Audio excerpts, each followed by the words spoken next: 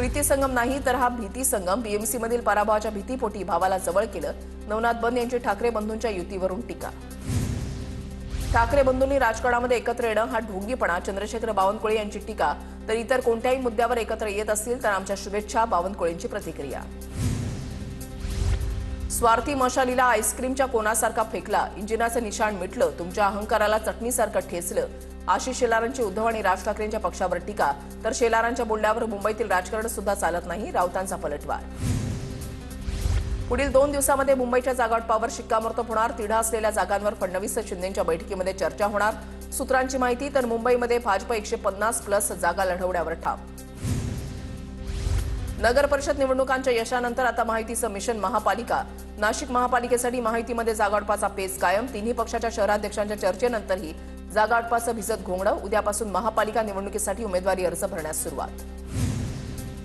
मुंबईमध्ये 100% माहिती होईल। आम्ही एक पाऊल मागे जाऊ। शिवसेनाही एक पाऊल मागे जाईल। बावनकुळेंची माहिती। पुण्यामध्ये शिंदेच्या शिवसेनेकडून भाजपकडे 45 जागांची मागणी। सूत्रांची माहिती। एकनाथ शिंदे चंद्रकांत पाटलांकडे यादी सुपूर्द। एकनाथ शिंदे आणि चंद्रकांत पाटील यादीवर चर्चा करणार। मला ताकदीची गरज नाही। ताकद नसतानाही मी कामं करतो। नाराज असलेल्या मुनगंटीवारांची प्रतिक्रिया। तर महापालिका निवडणुका झाल्यावर मी राज्यभर दौरा करून कार्यकर्त्यांशी संवाद साधणार। मुनगंटीवारांची माहिती।